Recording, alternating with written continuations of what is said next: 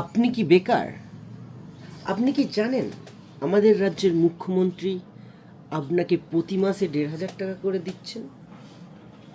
আজ বলবো বাংলার যুবসাথী প্রকল্পের সম্পূর্ণ তথ্য। নমস্কার বন্ধুরা, আমি রমেশ। আজকের ভিডিওতে আমরা জানব যুবসাথী প্রকল্প কি, কারা কারা আবেদন করতে পারবেন এবং কিভাবে আবেদন করবেন। আমি একটা ফর্ম এখানে বের করেছি, দেখতেই পাচ্ছ। রাজ্য সরকার একটা ফর্ম পাবলিশ করেছে, বাংলার যুবসাথী প্রকল্প।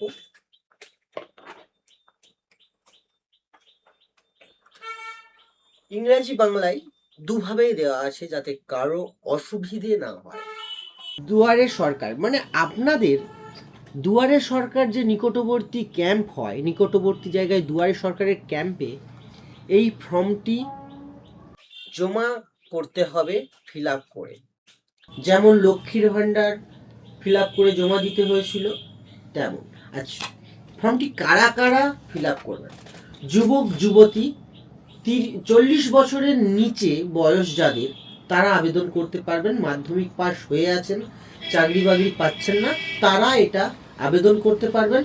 আপ টু 5 ইয়ার্স পর্যন্ত আপনি এই সুবিধা পাবেন, ১,৫০০ টাকা করে পাবেন এই যুবসাথী প্রকল্পের মাধ্যমে। এই ফর্মটি ফিল আপ করার জন্য আপনাকে দুয়ারে সরকার রেজিস্ট্রেশন নাম্বার, এটা আপনার জানার দরকার নেই। এখানে আধার নাম্বার দেখতে পাচ্ছেন, আপনি আধার নাম্বার, আপনার আধার নাম্বারটা এখানে বসিয়ে দেবেন। এবং এই জায়গায় বেনিফিশিয়ারি নেম দেখতে পাচ্ছেন, এখানে আপনার নামটা বসিয়ে দেবেন। এখানে আপনার মোবাইল নাম্বার দেবেন, অবশ্যই ওই মোবাইল নাম্বারটা ব্যাংক অ্যাকাউন্টের সাথে লিংক থাকতে হবে।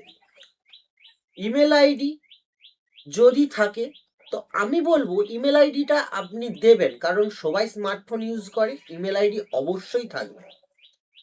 আপনি ছেলে না মেয়ে বা আদার্স জেন্ডার ঠিক করে দেবেন, ছেলে হলে ছেলে, মেয়ে হলে মেয়ে, আর আদার্স জেন্ডার হলে সেটাকে আপনি এখানে দিয়ে দেবেন।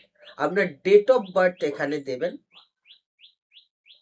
ইন ইয়ার, তারিখের বয়স বছর, মানে আপনি যেই বছর হয়েছিলেন, আজকে 2026-এ দাঁড়িয়ে কত বছর হচ্ছে।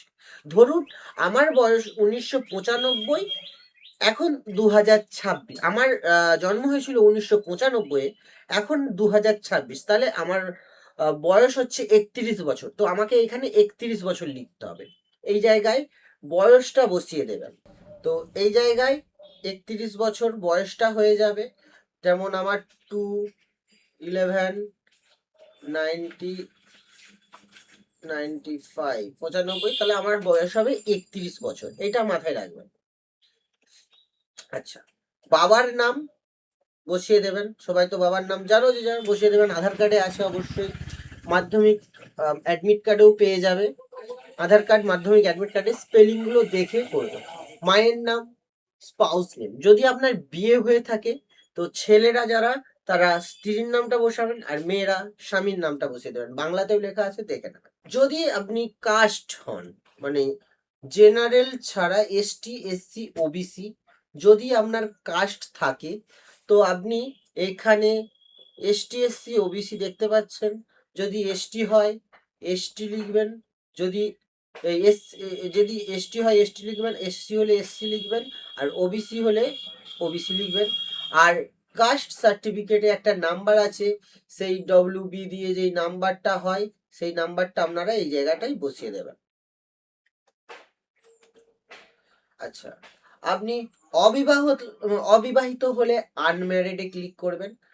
বিবাহিত হয়ে যদি বিধবা বা পত্নীহারা বা বিপত্নী, মানে স্ত্রী মারা গেলে, তো সেই জায়গাটা ছেলেরাও এখানে ক্লিক করবেন, মেয়েরাও এখানে ক্লিক করবেন।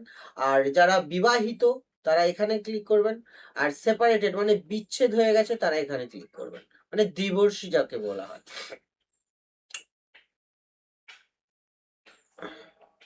আচ্ছা, এখানে এবার অ্যাড্রেস, কন্ট্যাক্ট ডিটেলস। আচ্ছা, এবার আসবো কন্ট্রাক্ট ডিটেলসে। এখানে দেখতে পাচ্ছ যে বাড়ির নাম্বার যদি লেখা থাকে তো দেবেন বাড়িতে। অনেক সময় আমাদের গ্রাম পঞ্চায়েত ভিত্তিক এলাকায় একটা করে দিয়েছিল, আর মিউনিসিপ্যালিটি এলাকায় প্রায় পেয়েই যাবেন বাড়ির নাম্বারটা। তো না থাকলে আপনার দেওয়ার দরকার নেই, 00 বসিয়ে দেবেন বা 1 2 3 যা ইচ্ছা বসিয়ে দেবেন। আচ্ছা, গ্রাম, আপনার গ্রাম কি আছে, যেমন আমাদের গ্রাম আমলহান্ডা, তো আমি এখানে আমলহান্ডা লিখে দেব।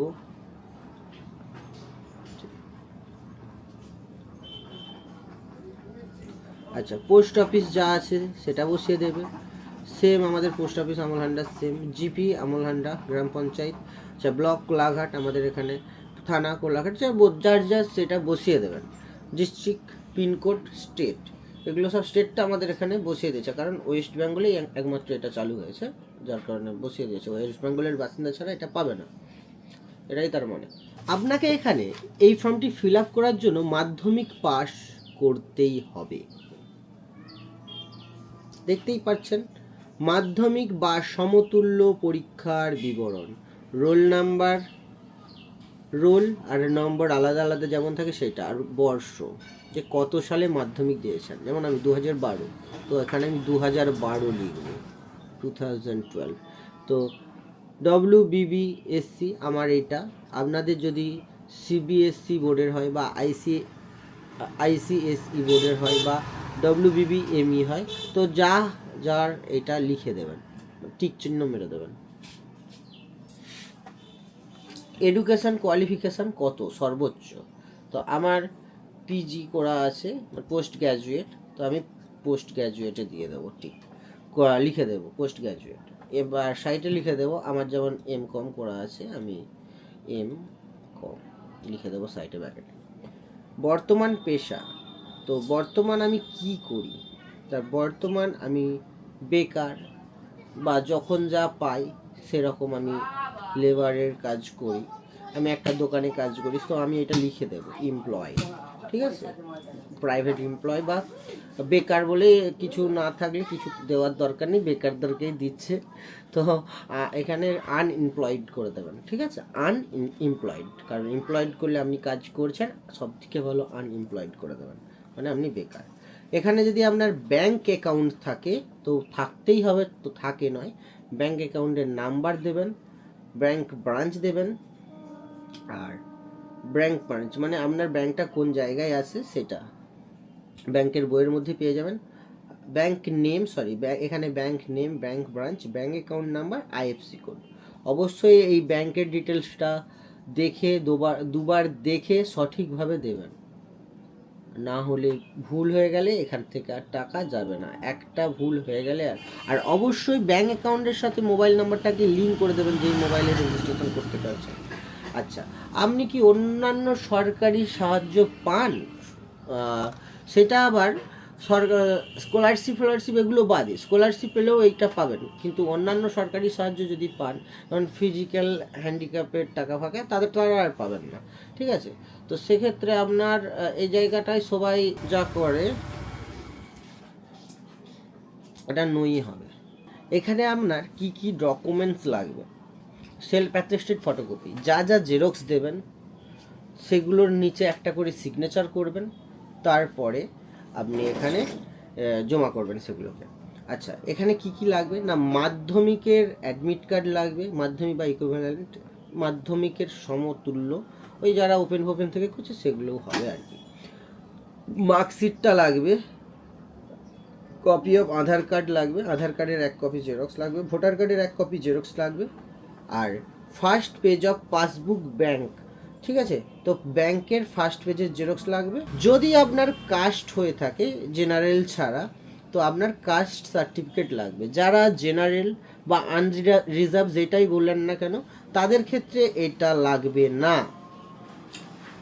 তো এই ছিল যুবসাথী প্রকল্পের সমস্ত ডিটেলস। ভিডিওটি ভালো লেগে থাকলে অবশ্যই শেয়ার করবে আর বন্ধুদেরকে জানিয়ে দেবে।